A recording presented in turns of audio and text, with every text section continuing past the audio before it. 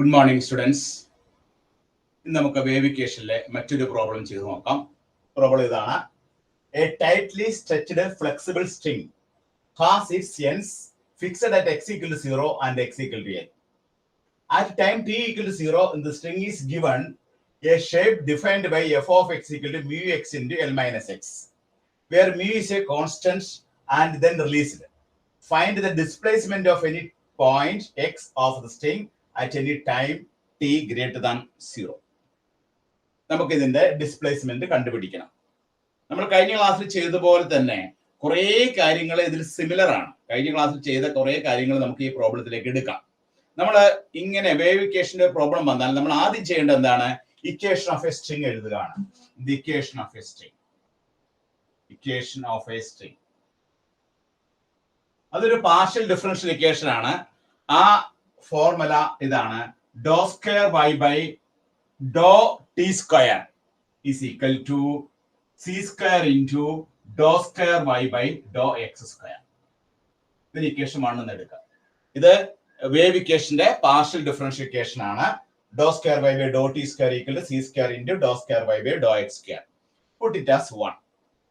അടുത്തായിട്ട് നമ്മൾ ചെയ്യേണ്ടത് എന്താണ്? ഈ പാർഷ്യൽ ഡിഫറൻഷ്യൽ ഇക്വേഷന്റെ സൊല്യൂഷൻ എഴുതണം.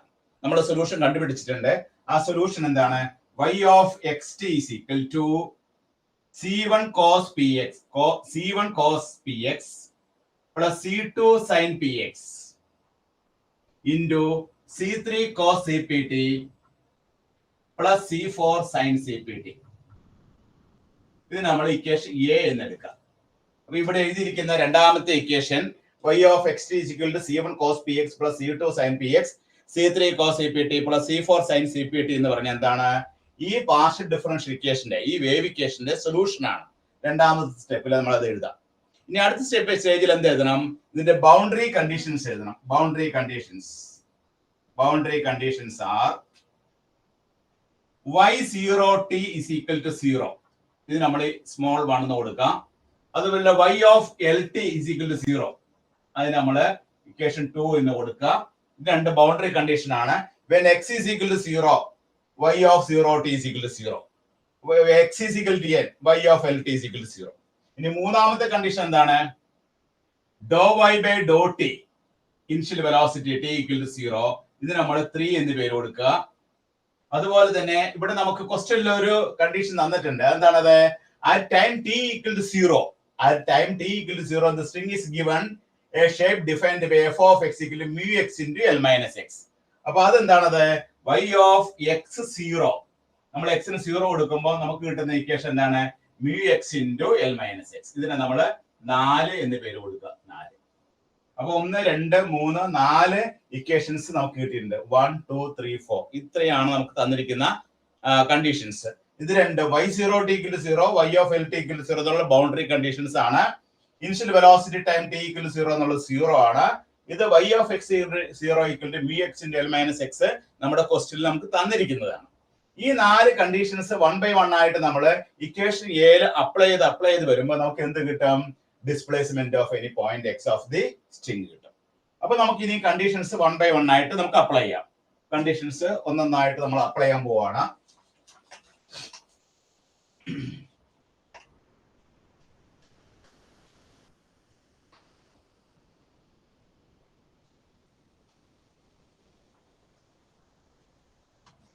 ആദ്യം നമുക്ക് ഫസ്റ്റ് കണ്ടീഷൻ അപ്ലൈ ചെയ്യാം. ഫസ്റ്റ് കണ്ടീഷൻ ഏതാണ്? Apply 1 in A. അതായത് y0t equal to 0 1 എന്നുള്ളത് ഈ ഫസ്റ്റ് ഇക്വേഷൻ, ഈ 1 എന്നുള്ള ഇക്വേഷൻ നമ്മൾ എവിടെ സബ്സ്റ്റിറ്റ്യൂട്ട് ചെയ്യുന്നു? ഇക്വേഷൻ എയിൽ സബ്സ്റ്റിറ്റ്യൂട്ട് ചെയ്യുന്നു. അങ്ങനെ സബ്സ്റ്റിറ്റ്യൂട്ട് ചെയ്യുമ്പോൾ നമുക്ക് ലെഫ്റ്റ് ഹാൻഡ് സൈഡിൽ 0 എന്ന് വരും.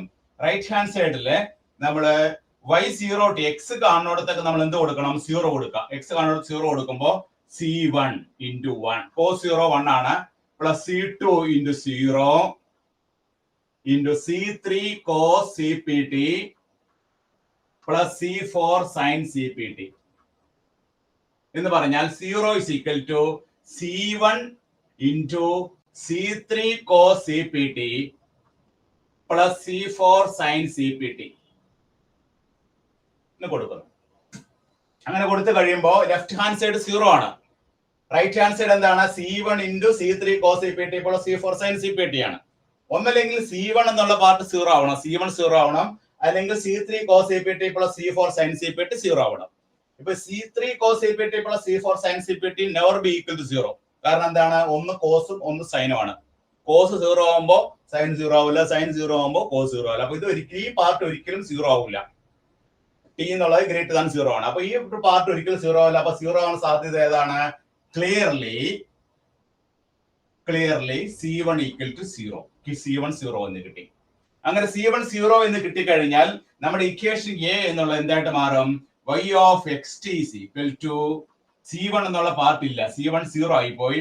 അപ്പൊ C2 sin px C3 cos CPT plus C4 sin CPT. ഇത് നമ്മള് ഇക്വേഷൻ ബി എന്ന് പേര് കൊടുക്കുക. അപ്പൊ നമ്മുടെ ഇക്വേഷൻ എയിൽ നിന്ന് ബിയിലേക്ക് മാറി. അപ്പൊ ബിയിലോട്ട് മാറിയപ്പോ ആരില്ലാണ്ടായി? C1 എന്നുള്ള കോൺസ്റ്റന്റ് എലിമിനേറ്റഡ് ആയി. C1 എന്നുള്ള കോൺസ്റ്റന്റ് എങ്ങനെയാണ് എലിമിനേറ്റ് ആയത്? നമ്മൾ ഫസ്റ്റ് കണ്ടീഷൻ ഇതിൽ അപ്ലൈ ചെയ്തപ്പോ y0 അപ്ലൈ ചെയ്തപ്പോ നമുക്ക് C1 എന്നുള്ളത് 0 കിട്ടി. ഇനി നമ്മൾ ഈ ഇക്വേഷൻ വെച്ചുകൊണ്ടാണ് അടുത്ത സ്റ്റേജിലേക്ക് കടക്കാൻ പോകുന്നത്. അപ്പൊ നമ്മുടെ ഇക്വേഷൻ ഇവിടുത്തെ ഇക്വേഷൻ ഏതാണ്? y of xt is equal to C2 sin px into C3 cos CPT plus C4 sin CPT. ഇത് നമ്മൾ ബി എന്ന് പേര് കൊടുക്കുന്നു, ഇക്വേഷൻ ബി എന്ന് പേര് കൊടുക്കുന്നു. ഇനി നമ്മൾ രണ്ടാമത്തെ കണ്ടീഷൻ നമുക്ക് അപ്ലൈ ചെയ്യാം. രണ്ടാമത്തെ കണ്ടീഷൻ ഏതാണ്? y of LT is equal to 0. രണ്ടാമത്തെ കണ്ടീഷൻ applying to in എവിടെയാണ് അപ്ലൈ ചെയ്യുന്നത്? ബിയിലാണ് അപ്ലൈ ചെയ്യുന്നത്. ബി എന്ന ഇക്വേഷനിൽ അപ്ലൈ ചെയ്യുന്നു. അങ്ങനെ അപ്ലൈ ചെയ്യുമ്പോൾ y of LT is equal to 0 ആണ്. അപ്പൊ ഇവിടെ നമ്മൾ ചെയ്യാൻ പോണത്, ഇവിടെ റൈറ്റ് ഹാൻഡ് സൈഡിലെ എക്സ് കാണുന്നിടത്തൊക്കെ എന്ത് സബ്സ്റ്റിറ്റ്യൂട്ട് ചെയ്യും? എക്സ് കാണുന്നിടത്തൊക്കെ എൽ എന്ന് സബ്സ്റ്റിറ്റ്യൂട്ട് ചെയ്യും. അപ്പൊ C2 sin PL C3 cos CPT plus C4 sin CPT. അപ്പൊ റൈറ്റ് ഹാൻഡ് സൈഡിൽ നമുക്ക് ലെഫ്റ്റ് ഹാൻഡ് സൈഡ് 0 ആണ്, റൈറ്റ് ഹാൻഡ് സൈഡ് C2 വന്നിട്ടുണ്ട്, സൈൻ പി വന്നിട്ടുണ്ട്, C3 cos CPT plus C4 sin CPT വന്നിട്ടുണ്ട്. ഇവിടെ C2 never be equal to 0. C2 ഒരിക്കലും 0 ആവില്ല. C2 0 ആയി സംഭവിക്കും? y ഓഫ് xt എന്നുള്ളത് 0 ആയി പോകും. അപ്പൊ C2 never be equal to 0. C3 cos CPT plus C4 sin CPT 0 ആവില്ല എന്ന് ഞാൻ തൊട്ട് മുമ്പ് പറഞ്ഞിരുന്നു. പിന്നെ 0 ആവാനുള്ള സാധ്യത ഏതാണ്? സൈൻ പി എൽ ആണ്. അപ്പൊ sine P L clearly sin PL is equal to 0. That is sin PL is equal to sin n pi. General ആയിട്ട് പറയുമ്പോൾ sin n pi ആണ്. അപ്പൊ PL സമയം എത്രയാണ്? n pi ആണ്. അപ്പൊ P എന്ന് പറയുന്നത് എത്രയാണ്? n pi by L ആണ്. അപ്പൊ P യുടെ വാല്യൂ നമുക്ക് എത്ര കിട്ടി? n pi by L എന്ന് കിട്ടി.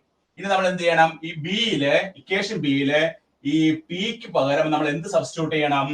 n pi by L substitute ചെയ്യണം. അപ്പൊ നമുക്ക് പുതിയ ഇക്വേഷൻ എന്താണ് കിട്ടുന്നത് നോക്കാം.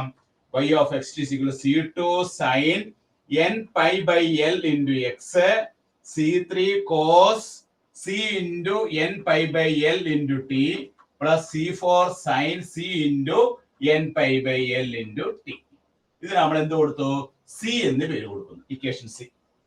ഇക്വേഷൻ ബിയിൽ നിന്ന് ഇക്വേഷൻ സിയിലോട്ട് മാറിയപ്പോ പിയുടെ സ്ഥാനത്ത് എന്ത് കിട്ടി? നമുക്ക് n pi by L എന്ന് കിട്ടി. അപ്പൊ പി കാണുന്നിടത്തൊക്കെ നമ്മൾ n pi by L കൊടുത്തു. ഇനി നമ്മുടെ ഇക്വേഷൻ ഏതാണ്? ഇതാണ് നമ്മുടെ equation. y of xt is equal to C2 sin n pi by L into x C3 cos C into n pi by L into t plus C4 sin C into n pi by L into t. ഇനി നമ്മൾ മൂന്നാമത്തെ condition ഏതാണ്? dou y by dou t at t equal to 0 എന്നുള്ള ഈ equation നമുക്ക് apply ചെയ്യണം. ഇത് apply ചെയ്യണമെങ്കിൽ എന്ത് ചെയ്യണം? ആദ്യം തന്നെ ഇതിനെ നമ്മൾ ഡിഫറൻഷിയേറ്റ് ചെയ്യണം. ചെയ്യാൻ പോവാണ്. എങ്ങനെ ഡിഫറൻഷിയേറ്റ് ചെയ്യുന്നു? പാർഷ്യലി ഡിഫറൻഷിയേറ്റ് ചെയ്യും. അപ്പൊ ഡോ വൈ ബൈ ഡോ ടി ഈ ഇക്വേഷനെ വിത്ത് റെസ്പെക്ട് ടു ടി വെച്ച് നമ്മൾ ഡിഫറൻഷിയേറ്റ് ചെയ്യുമ്പോൾ നമുക്ക് കിട്ടുന്ന ആൻസർ എന്താ നോക്കാം. ഇവിടെ C2 sin n pi by L into x എന്നുള്ളത് കോൺസ്റ്റന്റ് ആണ്. നമ്മൾ ടിയുടെ പാർട്ടാണ് ഡിഫറൻഷിയേറ്റ് ചെയ്യേണ്ടത്. അപ്പൊ ഇവിടെ C3 ഇൻറ്റു ഈ ടിയുടെ കോഎഫിഷ്യന്റ് എന്താണ്? C into n pi by L എന്ന് വരും.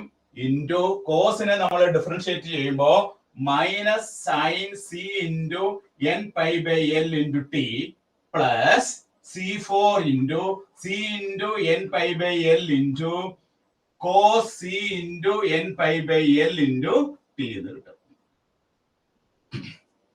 അപ്പൊ നമ്മൾ partially differentiating with respect to T വെച്ച് ഡിഫറൻഷിയേറ്റ് ചെയ്യുമ്പോൾ ടിയുടെ ഭാഗത്ത് മാത്രമാണ് ഡിഫറൻഷിയേറ്റ് ചെയ്യുക.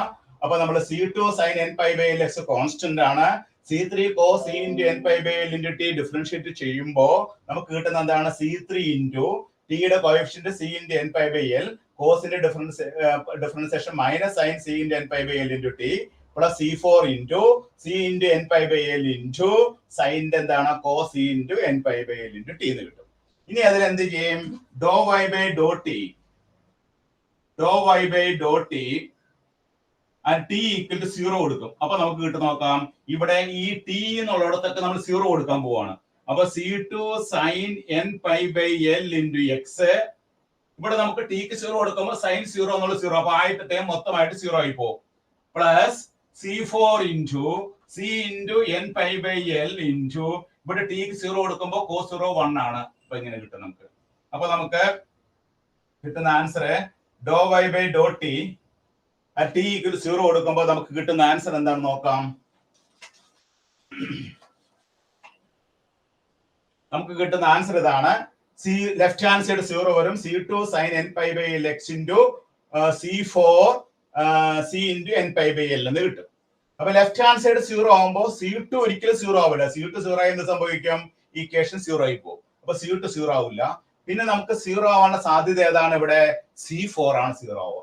അപ്പൊ ക്ലിയർലി ഈ ഒരു കണ്ടീഷൻ അപ്ലൈ ചെയ്യുമ്പോൾ നമുക്ക് കിട്ടുന്നതാണ് clearly C4 is equal to 0 എന്ന് വരും. അപ്പൊ C4 നമ്മള് മൂന്നാമത്തെ condition do y by dot t equal to 0 apply ചെയ്തപ്പോ നമുക്ക് കിട്ടിയ കോൺസ്റ്റന്റ് C4 ആണ് 0 ആയത്. C4 0 ആവുമ്പോൾ നമ്മുടെ ഇക്വേഷൻ സിയിൽ എന്ത് സംഭവിക്കും? y of xt is equal to C2 sin n pi by l into x into C3 sin C3 cos c into n pi by l into t എന്ന് വരും. അടുത്ത പാർട്ട് 0 ആയി പോയി. അതായത് y of xt is equal to എന്ത് കിട്ടി നമുക്ക്? C2 C3 sin n pi by l into x cos c into n pi by l into t എന്ന് കിട്ടി. ഇതാണ് നമുക്ക് കിട്ടുന്ന ഇക്വേഷൻ. ഇനി ഈ ഇക്വേഷനെ നമ്മള് കഴിഞ്ഞ പ്രോബ്ലത്തിൽ നമ്മൾ ഒരു ചെറിയ അറേഞ്ച്മെന്റ് ചെയ്തിരുന്നു. എന്ത് അറേഞ്ച്മെന്റ് ആണ് ചെയ്തത്? ഈ C2 C3ക്ക് പകരം നമ്മൾ എന്ത് സബ്സ്റ്റിറ്റ്യൂട്ട് ചെയ്തു? bn എന്ന് സബ്സ്റ്റിറ്റ്യൂട്ട് ചെയ്തു. അപ്പൊ y of xt സമം നമുക്ക് എന്ത് കിട്ടും? bn sin n pi by l into x cos c into n pi by l into t. ഇവിടെ നമ്മൾ സിഗ്മ നൊട്ടേഷൻ കൊടുത്തു. Sigma n equal to 1 to infinity. ഇത് നമ്മൾ d എന്ന് വിളിക്കുക. ഇവിടെ നമ്മൾ മൂന്നാമത്തെ condition do y by dot t equal to 0 apply ചെയ്തപ്പോ നമുക്ക് C4 0 കിട്ടി. C4 0 കിട്ടിയതിന് ശേഷം നമുക്ക് കിട്ടിയ ഇക്വേഷൻ ഇതാണ്. y of x equal to C2 C3 sin n pi by l x into cos c into n pi by l into t. ഇനി ഇവിടെ നമ്മൾ എന്ത് ചെയ്തു? ഇവിടെ C2 C3ക്ക് പകരം നമ്മൾ എന്ത് ചൂസ് ചെയ്തു? bn എന്ന് ചൂസ് ചെയ്തു. അപ്പൊ sigma n equal to 1 to infinity bn sin n pi by l x into cos c into n pi by l into t. ഈ bn കണ്ടുപിടിക്കാൻ വേണ്ടിയിട്ട് നമ്മൾ ചെറിയൊരു അറേഞ്ച്മെന്റ് അവിടെ ചെയ്തു. ഇനി നമുക്ക് ഒരു കണ്ടീഷനും കൂടി ബാക്കി എടുപ്പുണ്ട്. ആ കണ്ടീഷൻ കൂടി അപ്ലൈ ചെയ്താൽ നമ്മുടെ ഫൈനൽ ആൻസറിലേക്ക് എത്തിച്ചേരും. അടുത്ത കണ്ടീഷൻ ഏതാണ്?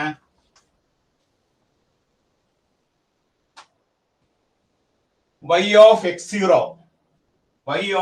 x0 എന്ന് പറഞ്ഞാൽ നമ്മുടെ ക്വസ്റ്റ്യനിൽ പറഞ്ഞത് എന്തായിരുന്നു? mu x into l minus x എന്നാണ് ക്വസ്റ്റ്യനിൽ പറഞ്ഞിരുന്നത്. y of x0 is equal to mu x into l minus x. അപ്പൊ ഇവിടെ നമ്മൾ ഈ ഒരു ഇക്വേഷനിൽ ടിക്ക് പകരം നമ്മൾ എന്ത് കൊടുക്കണം?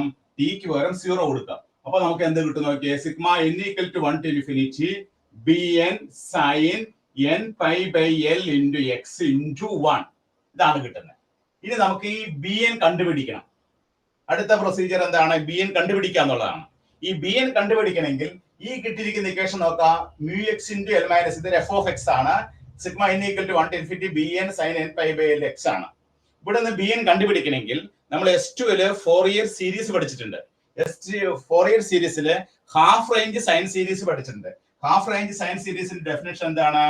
f of x is equal to sigma n equal to 1 to infinity bn sin n pi by l into x ആണെങ്കിൽ bn കാണാനുള്ള ഫോർമുല എന്താണ്?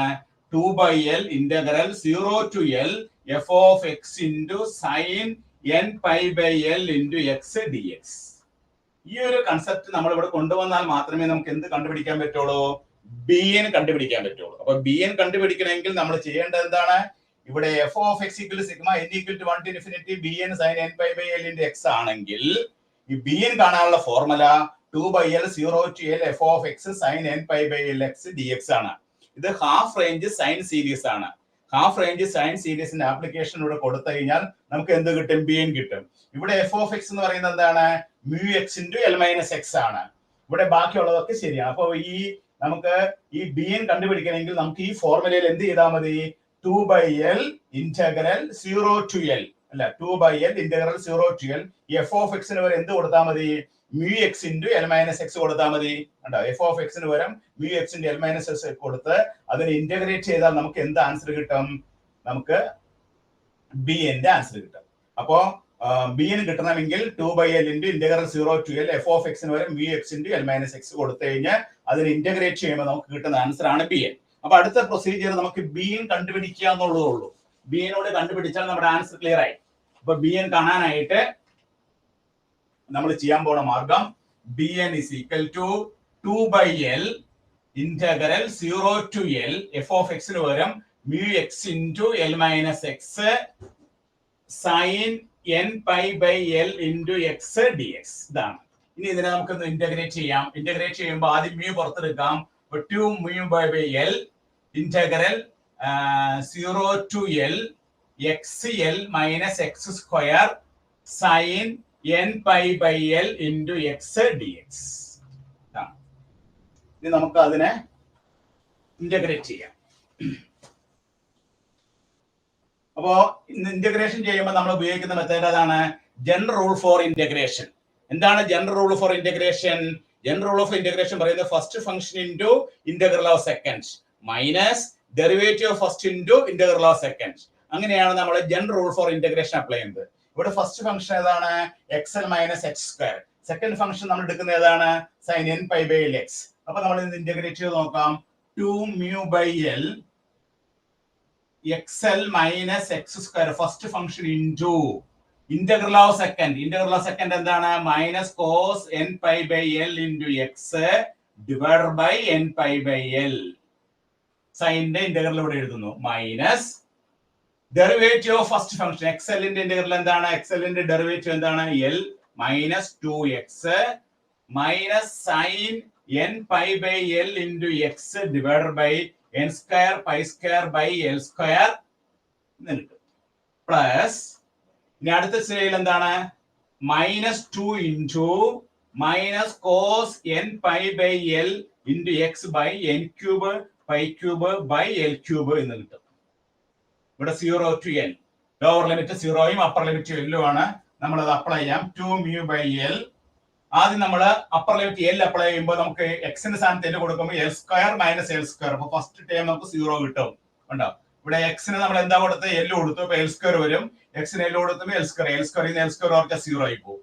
രണ്ടാമത്തെ ടൈമിൽ നമ്മൾ എക്സിന് എൽ കൊടുക്കുമ്പോൾ ഇവിടെ സൈൻ എൻ പൈ എന്ന് വരുന്നുണ്ട്. സൈൻ എൻ പൈ എന്താണ്, 0 ആണ്. അപ്പൊ ഈ ടൈം മൊത്തം 0 ആയി പോകും.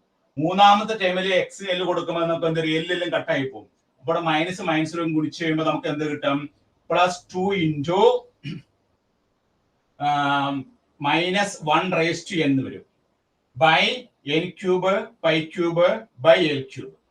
അപ്പൊ അപ്പർ ലിമിറ്റ് നമ്മൾ കൊടുത്തു കഴിയുമ്പോൾ ഫസ്റ്റ് ടൈമും സെക്കൻഡ് ടൈമും നമുക്ക് എന്തായി പോകും, ഫസ്റ്റ് ടൈം സെക്കൻഡ് ടൈം നമുക്ക് 0 ആയി പോകും. മൂന്നാമത്തെ ടൈമിൽ നമുക്ക് എന്ത് കിട്ടും, ഇവിടെ minus sine N pi by L എക്സിന് നമ്മൾ ഇന്റഗ്രേറ്റ് ചെയ്യുമ്പോൾ ഇവിടെ പ്ലസ് ആവും കേട്ടോ. കാരണം പ്ലസ് ആവും, കാരണം ഇവിടെ ഒരു മൈനസ് ഉണ്ട്. നമ്മൾ മൈനസ് പുറത്തെടുത്തിട്ട് സൈൻ ചെയ്യുമ്പോൾ cos N pi by L X N cube pi cube by L വരും. അതായത് ഇവിടെ എൽ മൈനസ് 2x ഡെറിവേറ്റീവ് എടുക്കുമ്പോൾ എത്രയാണ്, മൈനസ് 2 വരും. Minus N sine N pi by L X by N cube N square pi square by L square ചെയ്യുമ്പോൾ ഇവിടെ minus sine N pi by L X. അപ്പൊ ഒരു മൈനസ് ചെയ്യുമ്പോൾ വീണ്ടും cos minus cos വരും. അപ്പൊ മൈനസ് മൈനസും കൂടി പ്ലസ് ആയി പോകും. അപ്പൊ ഇവിടെ നമുക്ക് കിട്ടുന്നത് ഇവിടെ മൈനസ് ആണ് കേട്ടോ, ഇവിടെ മൈനസ് ആണ്. ഇനി ലോവർ ലിമിറ്റ് അപ്ലൈ ചെയ്യാം. ലോവർ ലിമിറ്റ് അപ്ലൈ ചെയ്യുമ്പോൾ ഫസ്റ്റ് ടൈമിൽ 0 ആയി പോകും. സെക്കൻഡ് ടൈമിൽ സൈൻ 0 ആയി പോകും. തേർഡ് ടൈമിൽ നമുക്ക് എന്ത് വരും നോക്കാം. തേർഡ് ടൈമില് ഇവിടെ മൈനസ് 2 ഇൻറ്റു കോസ് 0 1 ആണ്. അപ്പൊ N cube pi cube by L cube എന്ന് വരും. L cube pi cube by L cube വരും. ഇനി അത് നമ്മള് സിംപ്ലിഫൈ ചെയ്യുമ്പോൾ 2 മ്യൂ ബൈ എൽ ഇൻറ്റു ഇവിടെ N cube pi cube L cube common ആയിട്ടുള്ളതാണ്. അത് നമുക്ക് എൽ ക്യൂബ് മുകളിലോട്ട് പോകും. അപ്പൊ L cube divider by N cube pi cube നമ്മൾ കോമൺ ആയിട്ട് പുറത്തെടുത്തു. ഇവിടെ നമുക്ക് മൈനസ് 2 ഇൻറ്റു മൈനസ് 1/n ആണ്. ഇവിടെ നമുക്ക് മൈനസ് ഓഫ് മൈനസ് പ്ലസ് ആണ്. അപ്പോ 2 into 1 minus 2 into minus 1/n. ഒന്നുകൂടി സിംപ്ലിഫൈ ചെയ്യുമ്പോൾ ഈ എല്ലും എൽ ക്യൂബും വെട്ടിക്കഴിയുമ്പോൾ നമുക്ക് 2 mu L square by N cube pi cube into ഇവിടെ ബ്രാക്കറ്റിൽ നമുക്ക് 2 പുറത്തേക്ക് എടുത്ത് കഴിയുമ്പോൾ 2 എന്നുള്ളത് ഇവിടെ 4 ആയിട്ട് മാറും. 1 മൈനസ് മൈനസ് 1/n. ഇതാണ് നമുക്ക് എന്ത് കിട്ടുന്നത്? ബി എന്നിന്റെ വാല്യൂ കിട്ടുന്നത്. അപ്പൊ ബി എന്നിന്റെ വാല്യൂ നമുക്ക് എന്ത് കിട്ടി? നമുക്ക് 4 mu L square by N cube pi cube into 1 minus minus 1/n എന്ന് കിട്ടി. അപ്പൊ നമ്മുടെ ഫൈനൽ ആയിട്ടുള്ള ആൻസർ നമുക്ക് എഴുതുമ്പോൾ എങ്ങനെ എഴുതാം? ഫൈനൽ ആയിട്ടുള്ള ആൻസർ നമ്മൾ ലാസ്റ്റ് കണ്ടുപിടിച്ച ഇക്വേഷൻ ഒന്നും കൂടെ എഴുതാം. ലാസ്റ്റ് കണ്ടുപിടിച്ച ഇക്വേഷൻ അതാണ് y of xt. y of xt is equal to sigma n equal to 1 to infinity bn sin n pi by l into x, sin n pi by l into x cos n pi ct by l. ഇതാണ് നമ്മൾ last കണ്ടെത്തിയ equations ആണ്. Apply ചെയ്ത് വന്നപ്പോൾ കിട്ടിയതാണ്. ഇതിൽ B ന്റെ value ഇവിടെ എഴുതണം. എന്ത് എഴുതണം? where bn is equal to എന്ത് എഴുതിയാൽ മതി? 4 mu L square by N cube pi cube into 1 minus minus 1/n. ഇതാണ് നമുക്ക് അവസാനം നമുക്ക് കിട്ടുന്ന ഫൈനലായിട്ട് കിട്ടുന്ന ആൻസർ. അപ്പൊ അവസാനം ഈ ഒരു പ്രോബ്ലത്തിന്റെ പ്രത്യേകത എന്താണ്? ഇവിടെ bn കണ്ടുപിടിക്കാനായിട്ട് നമ്മൾ ഫോറിയർ സീരീസ് അപ്ലൈ ചെയ്തു. ഹാഫ് റേഞ്ച് സൈൻ സീരീസ് ഇവിടെ കൊണ്ടുവന്നിട്ടാണ് നമ്മൾ എങ്ങനെ കണ്ടുപിടിച്ചത്? bn കണ്ടുപിടിച്ചത്. അപ്പൊ ഹാഫ് റേഞ്ച് സൈൻ സീരീസ് നിങ്ങളുടെ മനസ്സിൽ വേണം. S2 നമ്മൾ പഠിച്ച ഫോറിയർ സീരീസിലെ ഹാഫ് റേഞ്ച് സൈൻ സീരീസ് ഉണ്ട്. അപ്പൊ ഹാഫ് റേഞ്ച് സൈൻ സീരീസിന്റെ ഡെഫിനിഷൻ എന്താണ്? f of x is equal to sigma n equal to 1 to infinity bn sin n pi by lx ആണെങ്കിൽ bn കാണാനുള്ള ഫോർമുല എന്താണ്? 2 by l integral 0 to l f of x sin n pi by lx. ഇവിടെ നമുക്ക് f of x എന്താണ് തന്നിരുന്നത്? f of x എന്ന് പറഞ്ഞാൽ നമ്മുടെ ഈ പ്രോബ്ലത്തില് mu x into l minus x ആയിരുന്നു. അപ്പൊ നമ്മൾ ഇവിടെ general rule for integration apply ചെയ്ത് ലിമിറ്റ് അപ്ലൈ ചെയ്ത് കഴിയുമ്പോൾ നമുക്ക് ബി ന്റെ വാല്യൂ നമുക്ക് എത്രയാണ് കിട്ടിയത്? കറക്റ്റ് ആയിട്ട് സിംപ്ലിഫൈ ചെയ്ത് കഴിയുമ്പോൾ ബി ന്റെ value 4 mu L square by N cube pi cube into 1 minus minus 1/n വരും. അപ്പൊ നമ്മൾ ലാസ്റ്റ് കണ്ടുപിടിച്ച ഓരോ കണ്ടീഷൻ അപ്ലൈ ചെയ്ത് വന്ന കണ്ടീഷൻ y of xt നമുക്ക് കിട്ടിയിരിക്കുന്നതാണ്. Sigma n equal to 1 to infinity bn sin n pi by lx into cos n pi ct by l എന്നാണ്. അതിൽ bn വേറെ എന്ത് സബ്സ്റ്റിറ്റ്യൂട്ട് ചെയ്താൽ മതി? ഈ വാല്യൂ സബ്സ്റ്റിറ്റ്യൂട്ട് ചെയ്താൽ നമ്മുടെ ഫൈനൽ ആൻസറിലേക്ക് എത്തിച്ചേരും. അപ്പൊ ഈ ഒരു പ്രോബ്ലത്തിന്റെ പ്രത്യേകത എന്താണ്? നമ്മൾ ആദ്യം C1 0 കണ്ടുപിടിച്ചു, രണ്ടാമത് p equal to n pi by l കണ്ടുപിടിച്ചു, മൂന്നാമത് നമ്മൾ C4 is equal to 0 കണ്ടുപിടിച്ചു. ഇതൊക്കെ കഴിഞ്ഞ ക്ലാസ്സിൽ കഴിഞ്ഞ പ്രോബ്ലത്തിൽ ചെയ്തത് തന്നെയാണ്. അത് തന്നെ ഇങ്ങോട്ട് നമുക്ക് കോപ്പി ചെയ്യാൻ പറ്റും. അപ്പൊ അവസാനം വരുമ്പോ ഫോറിയർ സീരീസ് അപ്ലൈ ചെയ്യുന്ന ഘട്ടത്തിൽ മാത്രമേ നമ്മൾ പുതിയതായിട്ടൊരു കാര്യം പറഞ്ഞിട്ടുള്ളൂ. ബാക്കിയൊക്കെ നമുക്ക് സെയിം ആണ്. അപ്പൊ ചെയ്ത് കൃത്യമായിട്ട് നിങ്ങൾ പഠിച്ചു കഴിഞ്ഞാൽ നിങ്ങൾക്ക് ഒരു ബുദ്ധിമുട്ടും ഇല്ലാതെ ഈ പ്രോബ്ലം ഭംഗിയായിട്ട് നിങ്ങൾ പരീക്ഷയ്ക്ക് എഴുതാൻ സാധിക്കും. അപ്പൊ എല്ലാവരും കൃത്യമായിട്ട് എഴുതിയെടുക്കുക, ചെയ്ത് പഠിക്കുക കേട്ടോ. ഓക്കെ.